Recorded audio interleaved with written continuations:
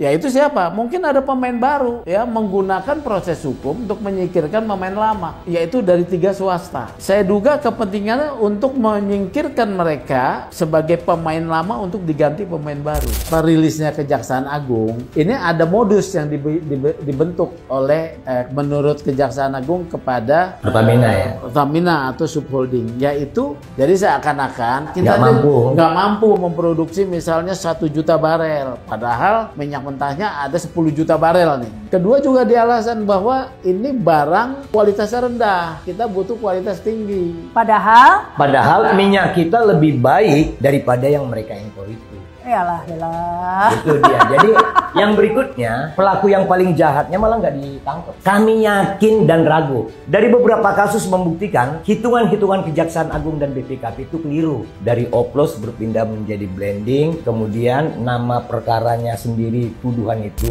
Terbuka dong, siapa pelaku-pelaku besarnya ya? Ini masa cuman pegawai-pegawai subholding itu pegawai. Komen saja nih, kalau menurut kalian seperti apa ini penerapan atau penuntasan kasus pengoplosan yang nggak jadi ini, jadinya blending ini ya. Kali ini kita membahas ya soal kasus yang sebenarnya memang kerap terjadi ini ya, mulai dari banyak emas palsu, minyak kita ternyata literannya kurang begitu ya. Tapi kita tertimpa banyak isu yang serupa kasus korupsi. Tapi sebenarnya kita saat ini ingin membahas kasus korupsi yang serupa itu, ini sebenarnya mega korupsi begitu ya. Dan berhubungan langsung dengan rakyat dan sempat membuat heboh rakyat, yaitu kasus pengoplosan BBM yang sudah dikoreksi oleh Kejaksaan, bukan pengoplosan tapi blending begitu ya. Nah, namun meskipun sudah dikoreksi tidak ada pengoplosan, tetap saja ada 9 tersangka yang sudah ditetapkan oleh Kejaksaan Agung. 6 diantaranya adalah pejabat publik, 3 adalah pihak swasta. Nah, apakah penetapan tersangka ini sudah tepat begitu ya? Mengingat kasus pengoplosannya katanya sudah dibantah, bukan pengoplosan, blending ya. Publik ingin tahu apa sebenarnya yang terjadi. Kalau bukan pengoplosan tapi blending, mengapa ini 9 tersangka ditetapkan? Benarkah penetapan 9 tersangka ini, ataukah hanya ingin menutupi permainan yang lebih besar lagi sebenarnya? Dan apakah masih ada modus-modus korupsi lain yang lebih besar di samping blending atau pengoplosan minyak ini? Nah, ini yang kemudian dicurigai ya oleh banyak pengamat, yang salah satunya ini salah dua ini ya sudah hadir ya di studio Realita TV. Ada Mas Sugeng Teguh Santoso dari IPW Indonesia Police Watch. Assalamualaikum. Waalaikumsalam Mbak Rahma, ketemu lagi. Kemudian ada Bang Iskandar Sitorus Indonesian Audit Watch. Halo, apa kabar Bang? Alhamdulillah sehat, Mbak. Jeroannya negara dia tahu nih. Oh, ya. Namanya aja Indonesian Audit Watch. Ya, diharapkan nanti banyak bocoran begitu. Bocornya halus. Tapi begini nih, saya ke Mas Sugeng dulu deh. Kejaksaan Agung sudah merilis ya informasinya bahwa ada praktek korupsi yang pengoplosan sudah dikoreksi, katanya tidak ada blending begitu ya.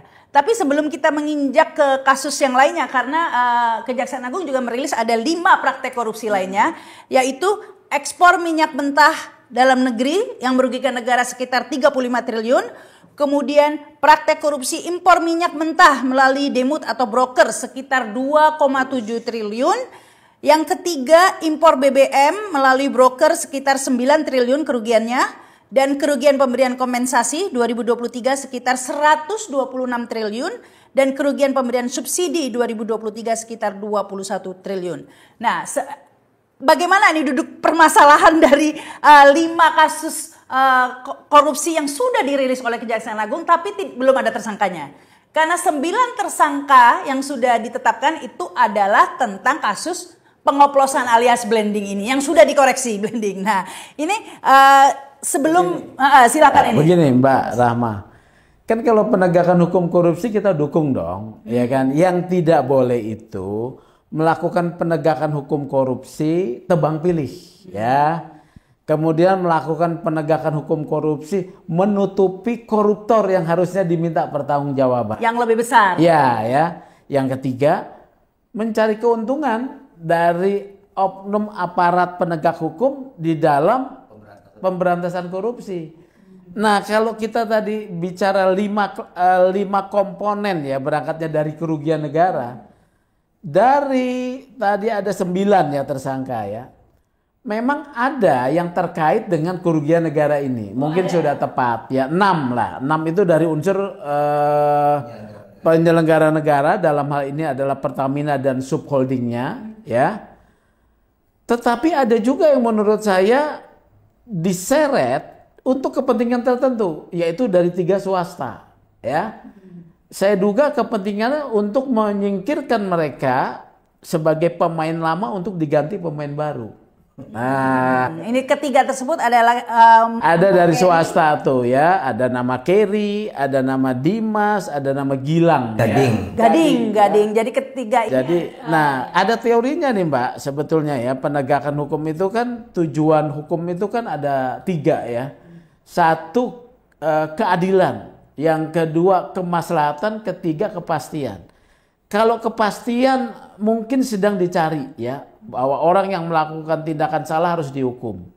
Nah, kemanfaatan mungkin juga ada di sana. Kemanfaatan yaitu bahwa kerugian negara yang sudah terjadi mau dipulihkan. Tapi ada juga yang numpang kemanfaatan ini gitu loh ya. Ya itu siapa? Mungkin ada pemain baru ya, menggunakan proses hukum untuk menyingkirkan pemain lama. Nah, kalau keadilan ya, keadilan ini yang jadi problem. Dari 5 komponen ini Mbak ya, ini komponen ini harusnya diminta pertanggungjawabannya kepada Pertamina ya, bukan hanya kepada subholding ya. Apalagi swastanya. Ya, karena kalau ditarik ya, saya belum bicara oplosan loh ya, ditarik dia membatasi nih bahwa penyidikan ini untuk 2018 2019, 2023, 2018-2023, subholding Patra Niaga itu baru muncul kalau tidak salah 2021. Jadi dari 2018 sampai 2021 ini harus diminta pertanggungjawabannya langsung kepada board Pertaminanya, bukan anak usaha. Ada nggak di dalam ini? Nggak ada. Ini artinya apa? Keadilannya sudah tidak ada ya.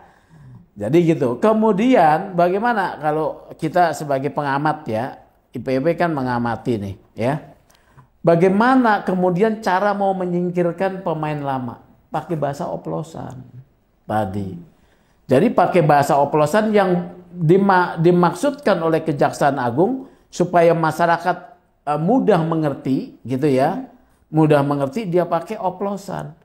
Padahal oplosan adalah satu tindakan yang dilarang ya, sehingga masyarakat paham. Tapi Kejaksaan Agung ini enggak memperkirakan ternyata menjadi satu blunder, yaitu bahwa masyarakat menjadi tidak percaya pada produk Pertamina. SPBU ditinggalkan ya sementara kemarin tuh. Kemudian juga yang perusahaan asing dibeli ya. Tetapi ketika itu terjadi ya, mungkin kejaksaan sadar nih, kalau tuduhan oplosan seperti polisi bilang nih ya, bahwa minyak kita dari 1 liter hanya menjadi 800 ml, dia punya buktinya, dia tunjukin. Kejaksaannya ada nggak buktinya? Kemudian baru dia ngomong, oh bukan oplos, namanya blending. Oh, blending ada aturannya. Blending itu adalah satu praktek lazim di dalam bisnis migas. Diatur berdasarkan ketentuan Kementerian SDM. Ya, udah ngaco nih ya. Tetapi hoax ini, karena hoax yang bikin itu adalah pemerintah, nggak ada pertanggungjawabannya. Nggak dilapor polisi. Nah, tapi tunggu, pertanyaannya kan tadi ada 3 swasta yang ditahan ini, tuduhannya pengoplosan. Pengoplosan. Pertanyaannya bener ngoplos nggak mereka? Jadi begini, yang saya kan juga menghimpun data ya. Tentu kemudian saya mendapatkan data dari pihak yang sekarang ditahan nih. Ya, saya mencari sumber lah, saya dapat data. Mereka itu ada kontrak ya. Kontraknya bahkan sebetulnya bukan di tahun 2023, dari tahun 2014 ya. Dulu namanya Intanking ya, Indonesia, PT Intanking Indonesia. Kemudian mereka akuisisi di 2018, diakuisisi ya. Jadi itu berlanjut tuh ya diakuisisi. Nah, situ ada kontrak penerimaan, penyimpanan dan penyerahan BBM ya. Jadi mereka punya storage besar di Merak. Nama PT-nya adalah OTM ya, Orbit Terminal Merak. Nah, di dalam perjanjian itu, dalam perjanjian yang mereka buat dengan dulunya dengan Pertamina, kemudian dirubah menjadi entitasnya subholding, itu ada perjanjian selain penyimpanan, itu melakukan blending atas permintaan Pertamina. Jadi mereka melakukan blending itu sebagai praktek pencampuran ya bahan bakar dengan satu zat adiktif tertentu untuk mencapai RON yang diharapkan. Itu sah. Nah sekarang dibilang oplos ganti blending, blending legal.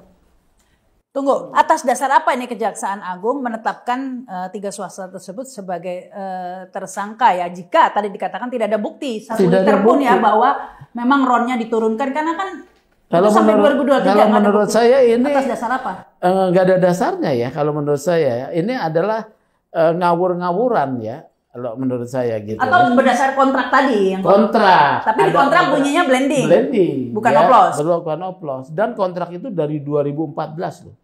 Kalau kita mau menegakkan hukum berarti blending ya. Ya katakanlah sejak 2014 harus diperiksa ya. Nah, ini kenapa kok hanya dibatasi waktunya 2018? Nah, itu tebang pilih. Oh, karena ada seorang dong ini. Iya. 2014 ada pihak lain. Iya, di 2018 pun sebetulnya harusnya kan tadi Pertamina sampai 2021. Harusnya kan 2021 kan baru kemudian Patra Niaga muncul. Bukan Pertamina lagi, tapi kan sudah dilakukan peristiwa pencampuran itu pun sudah sebelumnya, ya. Jadi begitu. Jadi dari 2014 sampai 2014 2014 itu kontraknya itu penerimaan penyimpanan ya, saya luruskan dulu ya. Penerimaan, penyimpanan dan penyerahan bahan bakar ya. Kemudian di 2018 itu ya ada kemudian proses blending ya, ada addendum. Ada addendum blending. Nah, blending itu disepakati ya. Jadi bukan oplos. Yang kedua, pembuktiannya ketika ngomong oplos ya, ngomong oplos nih ya, kan dia harus buktikan bahwa yang dikatakan kualitasnya membuat rendah, membuat kendaraan jadi rusak, dia harus buktikan di kejaksaan. Seliter juga nggak ada.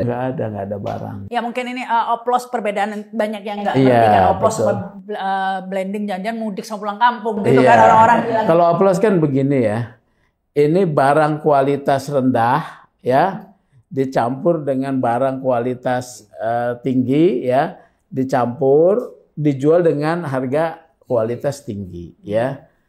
Kalau blending beda, pencampuran BBM dengan menambahkan zat adiktif untuk mencapai standar kualitas tertentu yang lebih baik. Wajib blending. Wajib blending. Jadi sebenarnya ini belum ada bukti bahwa kualitasnya itu menurun. Tidak ada bukti. Tidak ada bukti 1 liter BBM dari tahun 2023. 2018 sampai 2023 dia ucapkan di 2025. Nah itu pertanyaan saya. Kan sudah lewat nah, gitu ya. Iya. 1 liter pun udah nggak bersisa 2023. Iya. Kenapa? Dikoreksi kan sekarang. 5 tahun itu kok nggak diungkap? Kalau kenapa? menurut saya Kejaksaan Agung bukan hanya meralat omongannya, dia harus bertanggung jawab dulu, mengakui salah. Baru mengerjakan yang baru kemudian dia ralat. Iya, kenapa baru diungkap sekarang itu pertanyaannya? Kan kejadiannya ini lama, bukan setahun, 2 tahun, 5 tahun. Saya bilang tebang pilih. Oh, oke. Ya. Kemudian ada mungkin di sana ada yang harus memang dikenakan satu proses hukum untuk supaya ada juga yang kan ini berlanjut nih soal blending dan juga penjualan minyak ini berlanjut. Pasti kebutuhan itu tetap ada, kan tidak terhenti. Harus ada pemain baru yang mengisi. Tunggu ini kalau timelinenya ya 2018 sampai 2023 nggak diapa-apain. Tiba-tiba 2025 diramein. Jangan-jangan ini gara-gara ada 2024 ganti presiden. Iya. Jangan-jangan. Bisa jadi. Ada yang minta lahan parkir gitu kan. Pak Prabowo bilang pemberantasan korupsi. Jadi itu pakai judulnya itu.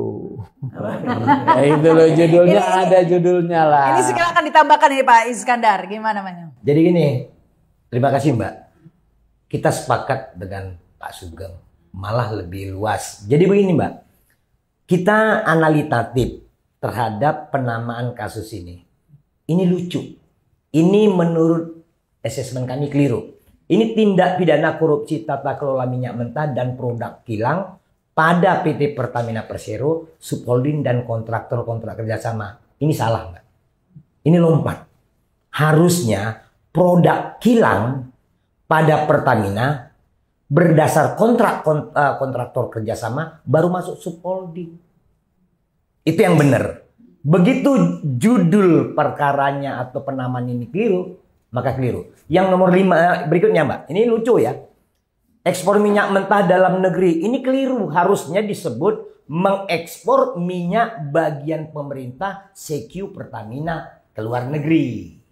Itu harusnya. Baru itu saya mau tanya. impor minyak mentah, itu benar. Lalu impor BBM, itu benar kalimatnya. Yang lucu nomor 4 dan 5. Kerugian pemberian kompensasi ini apa sih?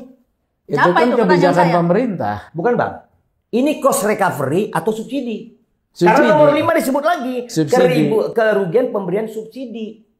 Ini enggak jelas. Kompensasi sama subsidi beda kan? Apa? Enggak Mbak. Ini tidak ada kompensasi. Yang ada adalah biaya cost recovery. Yang harusnya dikembalikan. Bukan kompensasi ke rakyat, nggak ada BLT itu nggak ada. Subsidi. Oh, itu dua lahan berbeda. Ini kan dalam produk minyak mentah Mbak. Oh. Kalau disebut subsidi, maka tidak ada kasus oplos, tidak ada namanya kasus blending. Yang ada adalah kasus markup. Nah ini dia. Jadi kalau kita sebut bahwa ini unik. Persoalan ini sesungguhnya terjadi begini Mbak. Ini ada kontraktor-kontrak kerjasama, banyakkan perusahaan asing. Kurang lebih dari dulu jumlahnya 120, sekarang tinggal 70-an. Ini kontraktor-kontrak kerjasama asing menemukan satu wilayah area migas. Itu ada dia key area, others area yang bisa dieksplor. Maka setiap kontraktor-kontrak kerjasama ini partneran kepada Pertamina, wakil negara untuk mendapatkan hasil dari baik itu gas dan atau crude. Itu yang sebenarnya terjadi. Inilah yang disebut diekspor. Bukan diekspor dalam negeri. Ini kan kalimatnya unik nih. Minyak mentah dalam negeri. Sebelum lebih jauh dari situ kita ini dulu ya, kita bedah satu-satu nih ya. Pertama kasus oplosan blending udah dibantah. Dibantah. Berarti tidak ada dong. Dibantah artinya tidak terjadi. Tidak terjadi. Harusnya bukan hanya minta maaf, dia harus meralat walaupun itu omongan. Kalau kita lihat judul malah lucu lagi. Judul perkaranya udah lucu yang ditetapkan itu. Jadi sudah tidak ada kasus blending ini tidak dipermasalahkan. Berarti tidak bermasalah dong ya. Betul. Mestinya Jadi tiga swasta harusnya tadi. dilepas. Lepas dulu dong. Lepas dulu. Karena dia terkait kasus blending katanya. 9-9-nya lepas dulu. Kalau memang Anda mau memperbaharui, panggil lagi. Oke. Sudah tadi itu sudah aneh ya, karena kan kasusnya udah diralat begitu ya, nggak jadi lah istilahnya, sorry nggak jadi gitu kan ya. Tapi orang masih ditahan. Ya, orangnya masih ditahan dan dengan kasus yang nggak jadi tadi, ya gitu kan ya. Nah, tapi bersamaan itu Kejaksaan Agung juga merilis 5 kasus korupsi modusnya tadi itu kerugian. ya. Satu-satu kita bedah ini Pak Iskandar. Ekspor minyak mentah dalam negeri sekitar 35 triliun kerugiannya. Ini saya sebagai orang awam juga nggak ngerti. Kita ini kan importir minyak. Ya, kok kita ekspor? Kalimat yang tepatnya adalah ekspor. Bagi hasil kontraktor-kontrak kerjasama pada PT Pertamina diekspor. Itu kalimat. Bagian pemerintah. Iya. Oke, ini agak nggak mudah. Kita jelaskan dulu. Ya, kita jelaskan dulu ke publik ya. Jadi gini mungkin ya, koreksi saya jika salah. Jadi Pertamina kerjasama dengan K3 Exxon lah, K3S Exxon, ya, atau Caltech lah Caltech, misalnya. Exxon itu ada sekitar 78 perusahaan yang mayoritas asing. Iya, mayoritas Ya, asing. sudah kerjasama untuk eksplorasi di Indonesia. Iya. Yang katanya berapa barel itu Iya. itu kan? Hanya tinggal 800.000 barel. 800.000 barel tadi itu. Nah, itu dieksplorasi, kemudian bekerja sama ini di blending. Enggak, dapat hasil dulu. Oh, dapat hasil. Oh ya, dapat hasil berupa crude. Crude. Minyak Iya. mentah. Iya. Ya. Nah, crude ini harusnya di blending. Bagian dari Pertamina di blending dirinya sendiri harusnya. Di blending oleh Pertamina, Iya. kemudian bisa digunakan di dalam negeri. Iya. Yang terjadi, Ini justru Pertamina menolak untuk menerima tapi terima cash. Itulah diekspor oleh perusahaan kontraktor. yang terjadi Pertamina tidak menerima minyak mentah itu, crude itu diberikan kepada K3S tadi itu, 78 perusahaan tadi itu untuk diekspor. Iya. Diekspor. dijual Dijual. oleh Pertamina. Dulu kan melalui apa tuh Regulasi regulasi migas segala macam, BPH migas gitu ya. BPH Migas dijual. Alasannya kenapa Pertamina tidak mau menerima? Nah, kalau di dalam konsep dalam rilisnya Kejaksaan Agung, ini ada modus yang dibentuk oleh menurut Kejaksaan Agung kepada Pertamina ya. Pertamina atau subholding, yaitu bahwa subholding ini mengkondisikan dalam rapat optimalisasi hilir ya yang dijadikan dasar untuk menurunkan readiness, yaitu menurunkan produksi kilang. Jadi seakan-akan kita nggak mampu memproduksi misalnya 1 juta barel, padahal minyak mentahnya ada 10 juta barel nih, nggak mampu. Jadi kita hanya mampunya terima sedikit, ya itu satu ya. Kedua juga di alasan bahwa ini barang kualitasnya rendah, kita butuh kualitas tinggi. Kata mereka. Nah ini dua alasan. Padahal Minyak kita lebih baik daripada yang mereka impor itu. Yalah. Itu dia. Jadi yang berikutnya, kalau memang pernyataan Kejaksaan Agung sedemikian, Kejaksaan Agung masih keliru. Itu harusnya mereka dapatkan pengakuan dari holding, bukan dari subholding. Sebab penerima bagian negara itu, crude itu adalah Pertamina. Nggak ada hubungannya dengan swasta. Nggak ada hubungannya dengan subholding, apalagi dengan swasta gitu. Oke, jadi ini makanya itu swasta itu kan hanya dikenakan kasus oplosan, blending, nggak dikenakan kasus ini memang. Nah, tetapi tetap aja ditahan bersamaan dengan para pelaku lain. Itu yang nggak jelas. Itu tadi kan kita sudah ketemu kemudian keanehannya. ada satu tuduhan lagi, menerima fee atas pengapalan. Oh ya, shipping, kemahalan. Ya, kemahalan shipping. Padahal itu tidak jadi. Nggak jadi ya? Tidak jadi, shipping itu tidak jadi. Kontraknya Jadi jadi. saya membaca BAP ya, membaca BAP itu ada kekeliruan membaca komunikasi antara Agus Purwono ya dengan Dimas. Nih ya. Ya, bahwa ada komunikasi antara Dimas Barpasti ya dan tersangka Gading Ramadan dengan tersangka Agus Purwono selaku VP Feedstock Manajemen PT Kilang Pertamina ya yang menyatakan bahwa jaksa keliru memaknai konteks komunikasi tersebut yang disangka bahwa ada kemahalan harga 13 sampai 15%. Sebetulnya itu adalah yang dimaksudkan 13 sampai 15% itu jasa adalah keuntungan buat profit ya. Untuk Pertamina Shipping. Kan yang mau pengapalan ini yang ngurus Pertamina Shipping nih. Jadi lu dapat nih 13 sampai 15% kalau gua pakai tankernya yang perusahaan pihak ketiga. Gua minta 2% aja. Which is itu normal. Iya normal ya. Si Dimas kita minta 2% aja lah. Ternyata itu juga tidak terjadi peristiwa itu, tapi dipersalahkan. Kenapa tidak jadi batal? Batal, nggak jelas. Nggak jelas pakai shipping nggak, itu iya, nggak jadi. pakai shipping yang mana tidak jadi. Jadi 2 kasus yang disangkakan udah satu di oplos sudah dikoreksi sendiri kalau Jackson, dan shipping ini sebenarnya tidak terjadi. Nah kalau tidak terjadi kenapa dikenakan? Nah ini orang yang sebetulnya sudah berbuat kemudian malu mundur. Kalau menurut atau saya. Memang udah diincar kali ya tadi itu. Ya tadi saya bilang tadi memang udah target gitu ya. Ya pemain lama mungkin harus disingkirkan ya. Ya. Nah siapa pemain barunya? Nah kita nggak tahu. Tulis di komen.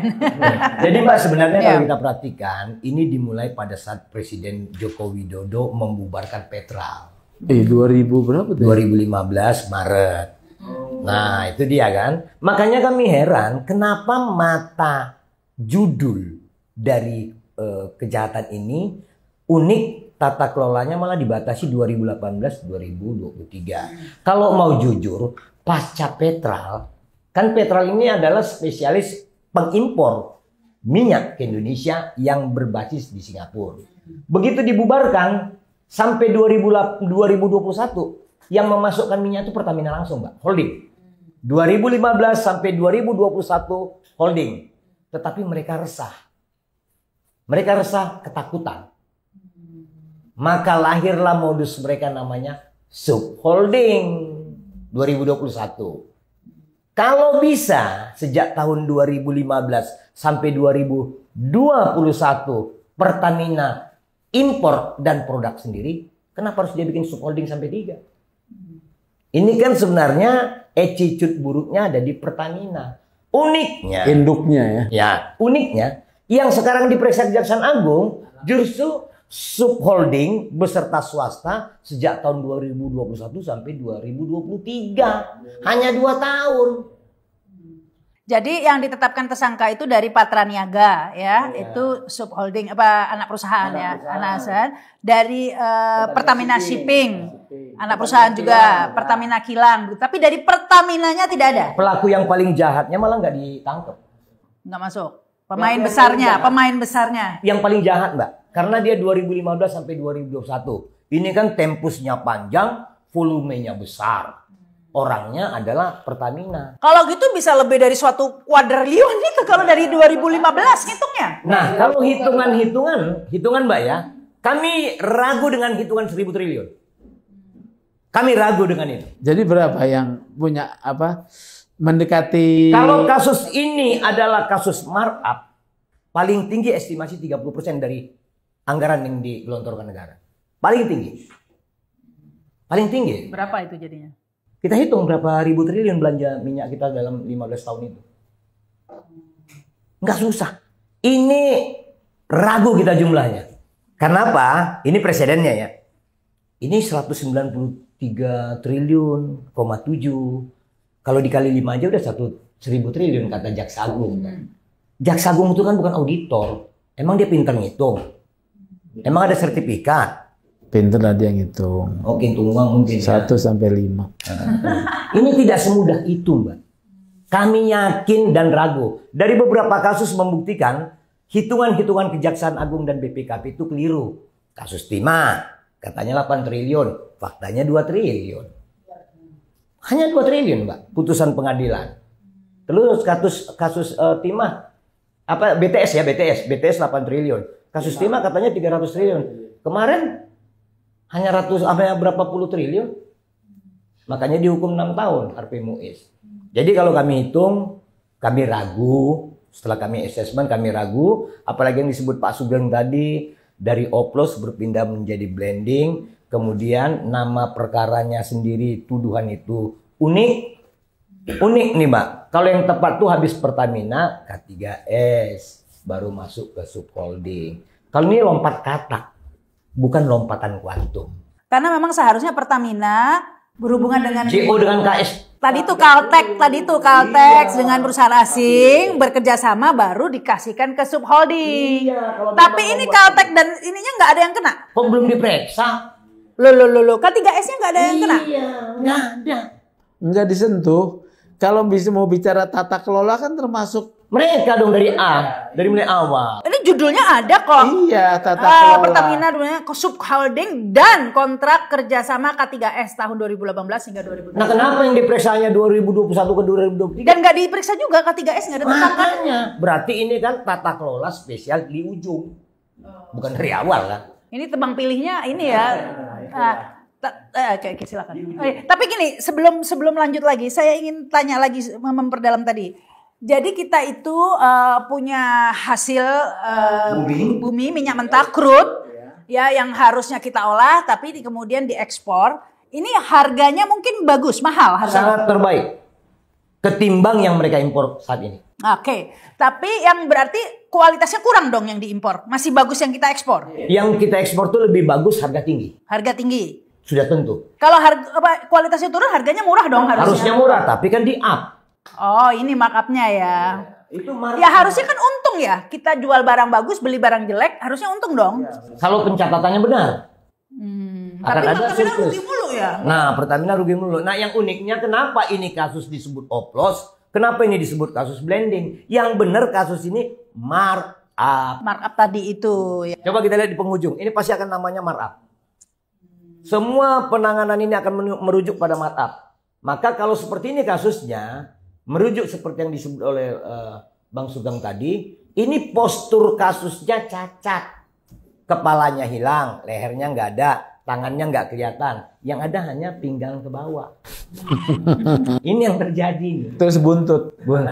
Nah, jangan salah nanti kalau majelis hakim bisa-bisa membebaskan atau separah-parahnya meringankan hukuman. Jauh dari ekspektasi. Tapi kepalanya itu siapa?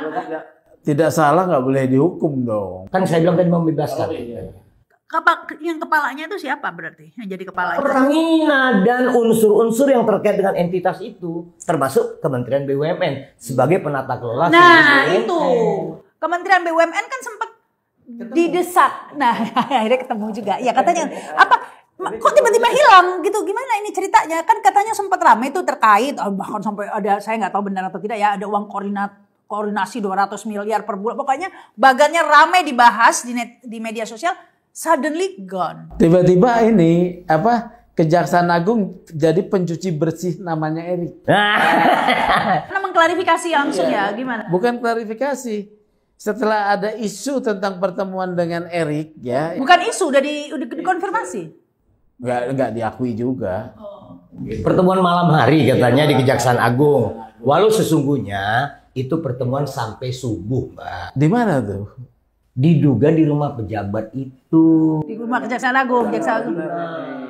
Nanti kan bisa dilihat nomor HP-nya Erick Thohir, Boy Thohir yang disebut-sebut itu dengan pejabat itu kan bisa dilihat pada jam tertentu, hari tertentu dengan durasi berapa lama, di titik mana nomor itu berada. Ya kalau nggak dibawa HP-nya. Nggak mungkin separah itu juga, Mbak. Kami yakin intelijen polisi, intelijen KPK, intelijen di BIN, dan tentara udah paham itu. Kami yakin. Nggak mudah juga sekarang berbuat. Tapi yang ketemu di kantor kejaksaan sampai jam 11 malam sudah diakui. Sudah diakui. Itu pun salah sebenarnya. Iya, malah dideklir oleh Erick Thohir sendiri kan. Nah, tapi itu kan salah. Salah dari sisi etika penegakan hukum tidak boleh ya. Apalagi kalau sampai subuh ya, sahur bareng. Dia sedang menangani kasus di bawah kepemimpinan Erick Thohir.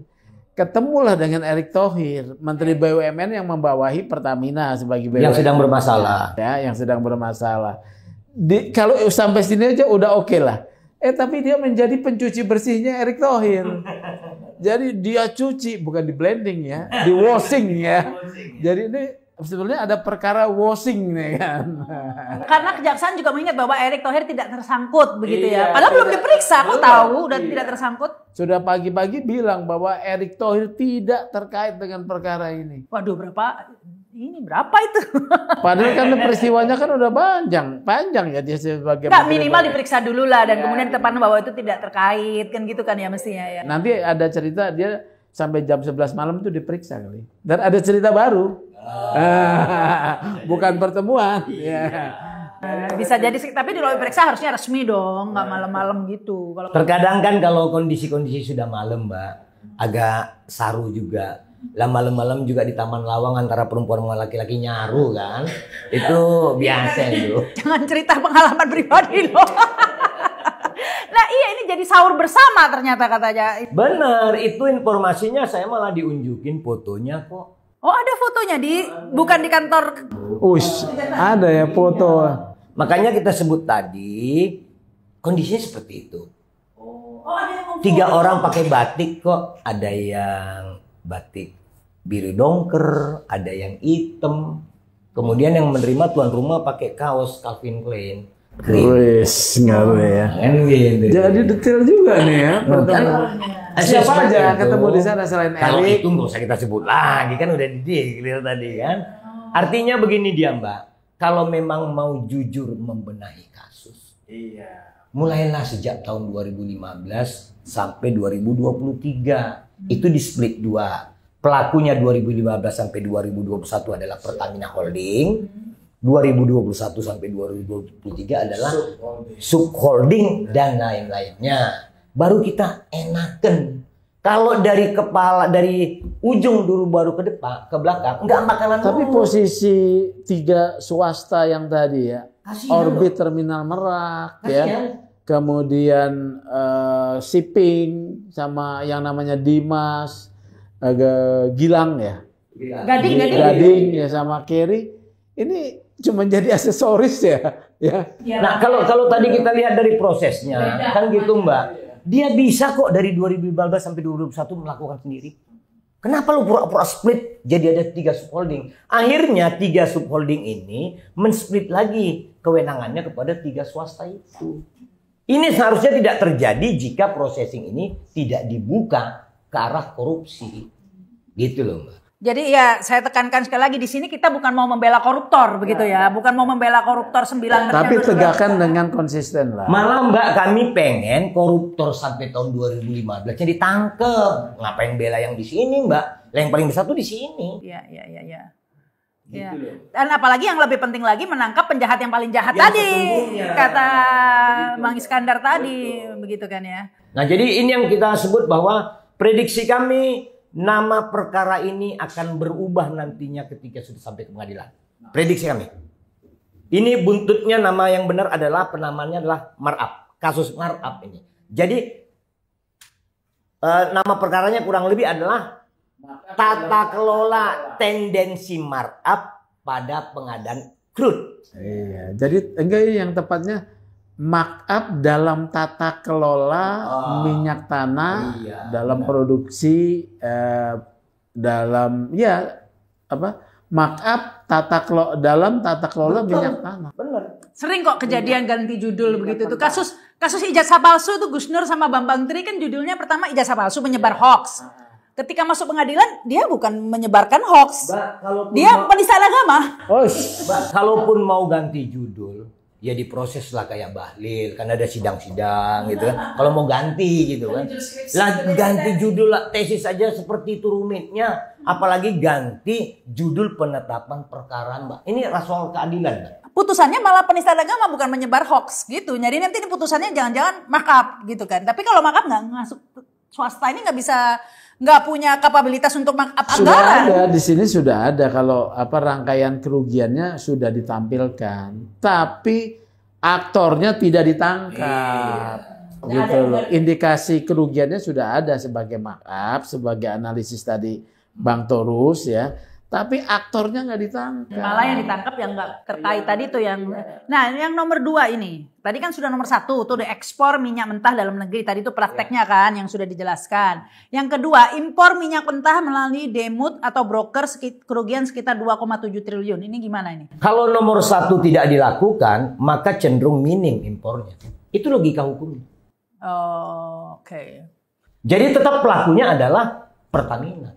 Oh, oke. Ini sebenarnya berlaku pada semua sumber daya alam. Saya ingat almarhum Faisal Basri kan suka ngomong ini.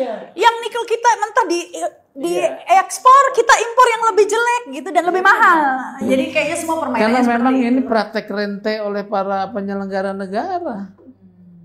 Praktek mencari komisi keuntungan. Di sana ambil komisi, di sini ambil komisi. Nah saat itu zaman dulu, zaman almarhum Faisal Basri kan belum rajin publik menguliti auditnya. Mbak, Bang Sugeng, ini nama perkaranya mengacu hanya pada audit BPK doang. Pembatasan tempusnya pun 2018-2023 audit BPK. Jadi kami mau menyebut sebenarnya kemampuan eksplor dari penyidik Kejaksaan Agung di luar tuh nggak ada. Oh, jadi ini langsung dapat dari informasi dari BPK saja, tapi tidak ada investigasi sendiri. Kalau di BPK ada laporan hasil analisisnya. Ada, LHP-nya ada. Ini semua. Tetapi narasi-narasi yang digunakan kurang lebih gini Mbak. Ini yang kita catat ulang dari mereka ya. Nah ini dia. Dalam LHP BPK, temuan yang berpotensi sebagai penyimpangan seringkali dibungkus dengan istilah administratif seperti ketidakefektifan pengendalian internal. Padahal itu berarti ada kelalaian atau kesengajaan. Nah ini kawan-kawan penyidik Kejaksaan Agung terjebak pada narasi audit gitu loh. Bang Terus, kalau memang ada yang harus bertanggung jawab yaitu Pertamina, ya. Kemudian untuk memutuskan ekspor bagian dari pemerintah, kemudian membeli, itu kan board of director. Bukan hanya board, Pak. Itu pasti ada Menteri SDM dan Menteri BUMN. Nah, Itu pasti ada persetujuan dari mereka. pada tingkat eksekusi ya, ini kan boardnya dong, hasil rapat. Tapi dia minta persetujuan tuh. Ya, Karena itu milik negara, bukan milik Pertamina. Jadi ekspornya nggak mungkin dong anak perusahaan yang mutusin. Nggak mungkin. Minimal Pertamina dan Menteri BUMN dan SDM. bagian milik negara, bukan bagian milik Pertamina, bukan. Ini bagian milik negara kok. Bagian milik Kalau negara. Kejaksaan Agung tidak memeriksa Pertamina, sama dengan Kejaksaan Agung mengamputasi negara. Itu artinya. Ini kayak orang sakit kepala tapi yang dioperasi perutnya. Bisa jadi. Diangkat ini. Jadi beda jempolnya, operasi jempolnya diobatin gitu. Jadi mereka ini sebenarnya kalau kita lihat adalah mereka mau mempertontonkan hal-hal yang wah, isinya kosong. Ya sama aja dalam perkara Jarod Rikal, ya. Ditemukan uang 920 miliar, ya. Dituduhkan kepada Jarod Rikal. Kemudian masyarakat mau dibodohi, ya. Ini nggak disebutkan duit dari siapa. Siapa aja gitu kan. Siapa aja, gitu loh. Itu kan udah ada mau disembunyikan. Sama nih modusnya nih. Gitu. Apa sangat kentara sekali. Seakan-akan masyarakat itu Nggak ngerti ya. bodoh atau dianggap bodoh atau dicuekin walaupun lu tahu bodoh amat gue punya kekuasaan. Tapi ini perlu jadi catatan Bang Sugeng. Waktu kasus Timah kita juga teriak. Itu posturnya juga cacat. Nggak masuk kok RBT itu. Tapi begitu di sidang menjadi lemah hukumannya. Batuk Pak Presiden Prabowo. Harusnya 50 tahun. Tadinya udah 6,5 tahun. Naik lagi jadi 20. Artinya silakan penyidik itu suka-suka lu gitu. Nuntut suka-suka lu. Nanti Presiden akan melihat. Rakyat akan melihat. Begitu dia. Tapi ini kan sudah dirilis oleh Kejaksaan Agung ya 5 modus korupsi ini, yaitu ekspor minyak mentah dalam negeri, tadi itu prakteknya, impor juga praktek korupsinya. Tapi Kejaksaan Agung menjelaskan nggak seperti yang dijelaskan tadi itu? Benar seperti itu nggak? Nggak ada. Coba ditulis, dikasih tahu ada korupsi gini aja. Kerugian 35 triliun ini kerugian apa aja gitu? Jadi ada komponen kerugiannya tetapi tidak didalami. Siapa yang menyebabkan kerugian? Keputusan siapa yang menyebabkan kerugian? Enggak dijelaskan. Nah ini Bang, kita tambahkan sedikit mungkin. Ini kan ininya nih. Iya, itu rilis dari Rilisnya cuma terlalu sederhana. Ujung-ujungnya dikaitkan dengan subholding saja, dibatasi subholding dan juga 3 orang swasta. Nah, tapi ini ekspor loh, ekspor masa urusan subholding? Nggak ada urusannya, urusan swasta nggak ada. Jadi begini dia Mbak, ini kalau kita mau merunut supaya kawan-kawan Kejaksaan Agung itu makin cerdas. Ini bocoran nih kawan-kawan penyidik. Untuk nangkep holding, ini dari teman-teman auditor yang di sana. Memang rapat-rapat penentuan crude dan tata kelola itu tidak pernah dipimpin oleh Dirut. Tapi percayalah, perintah verbal dari Dirut selalu ada sebelum rapat. Itu untuk kawan-kawan Kejaksaan Agung. Pimpin jadi salah satu board direktur apa tuh? Abang bilang itu, mimpin rapat. Haryo. Nah, kan dia mimpin rapat tuh. Sepertinya tanggung jawab di dia. Enggak, sebelum rapat, Haryo udah dititipin verbal. Iya, Dirut. Siapa? Dirutnya Nike. Nike yang sekarang terakhir, sebelumnya Sebenarnya ada juga. modusnya selalu gitu. Oh, berarti itu dong yang sekarang kena perkara tuh. Iya, di KPK. KPK. Oh, Karens. Waduh, kalau itu kena lagi. Enggak, kalau dia udah sempat lewat, Bang. Itu kan zaman Oh, 2011 dia ya. Oh iya, dia udah lewat. Ini ada duit, Oh iya. harus ikut diperiksa. Iya, Karen udah lewat ya. Jadi auditnya ini yang bisa kita sampaikan, mudah-mudahan Bang Sugeng dan teman-teman, Mbak Yu bisa melihat, berubahlah kawan-kawan penyidik. Nanti malu. Ya, tapi kalau kita lihat tadi itu berarti rutenya tadi itu Pertamina menyuruh Dirut Pertamina menyuruh siapa tadi? Ya, board lainnya. Board lainnya. Tapi sebenarnya itu atas sepengetahuan lah minimal perintah verbal dari Dirut. Nah, Dirut ini pasti sepengetahuan atau perintah verbal dari mana coba? Ya pasti Menteri BUMN dan SDM. Nah, Menteri SDM dan BUMN perintah verbal dari mana? Gitu. Kalau itu mungkin kami tidak terlalu jauh, tapi sepertinya warna-warnanya auranya ke situ. Nah, kalaupun di luar itu berbeda, tapi jenjang itu semua keputusan tentang energi sumber daya mineral pasti SDM. Semua terkait BUMN pasti Menteri BUMN.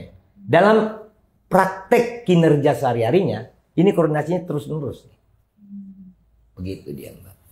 Ya, tapi sekarang dengan buru-buru sekali Menteri BUMN sudah nyatakan tidak terkait, begitu kan ya? Itu udah dicuci bersih, di washing, bukan di blending. Ya. Akankah kalau menurut Anda, Mas Sugeng, akankah ini kemudian dilokalisasi begitu ya? Dilokalisir. Dilokalisasi. Kalau lokalisasi itu nanti Dilokalisir, ya salah. Dilokalisir ke 9 tersangka ini saja. tampaknya begitu. Tampaknya begitu. Tapi yakin Pak Sugeng, ini sudah mulai terbuka karena apa? Ternyata Komisi Pemberantasan Korupsi Ya, sudah memeriksa. sudah menangani kasus 2015 sampai 2021. Sudah memangin Bambang Irianto. Iya. Ini kasus Petra. Terus ada gugatan juga kepada Widodo Ratana Kaitong. Siapa tuh? Dia ini dulu yang tahun 2013 dituduh menyuap Rubiandini. Rudi Rubiandini. Rudi Rubiandini, ketua SKK Migas. Tapi dia orang warga negara Singapura. Nggak bisa kesentuh lah. Dan dia masih sebagai pembeli loh. Pembeli crude oil sampai sekarang. Dan pertanyaan saya lagi, kenapa 8 perusahaan yang tergabung dalam K3S ini kok tidak tersentuh sama sekali, yang kebanyakan asing tadi kata Anda tadi? Minimal dipanggil jadi saksi dulu dong. Itu kenapa itu kira-kira penyebabnya kok nggak? Karena masih ekornya yang dia pukul ini. Yang masih holding doang. Mereka nggak berani masuk ke holding. Oh, takut nanti nyebar ke... Oh, begitu. Karena takut ini ditangkap nanti gigit biangnya ya kan? Tapi kami percaya karena KPK sudah manggil juga Dirut Pertamina, walau dia mangkir, karena kita dengar juga udah seminggu ini dia tidak di Indonesia gitu kan. Kita dengar gitu kan. Mungkin lari kali ya, mungkin ya. Sekarang siapa sih Dirutnya? Sebelum ini, sekarang Simon, tapi sebelumnya kan Nike. Ya kan? Tapi balik lagi ke kasus pengoplosan ini Mas Sugeng, katanya Mas Sugeng kan tadi sudah dibantah juga tidak ada. Tapi kenyataannya publik kan, ya saya baca di media sosial ada yang bilang mesinnya apa sampai hitam itu tangki ininya atau apa, banyak keluhan-keluhan, laporan-laporan. Jadi emang sebelum kasus ini dimunculkan ke publik, itu di medsos sudah ada pendahuluan terkait dengan adanya tangki yang hitam, kemudian mesin mobil rusak, ya. Ini ada nih cerita. Kemudian sekarang ada makin kencang, ya. Makin kencang. Tetapi kan ini nggak pernah dilakukan pemeriksaan secara laboratoris. Sebabnya kenapa? Apa karena memang oplos, ya? Dan siapa yang oplos? Karena di Medan kemarin oleh polisi, ya, bisa kemudian satu SPBU disegel, ya.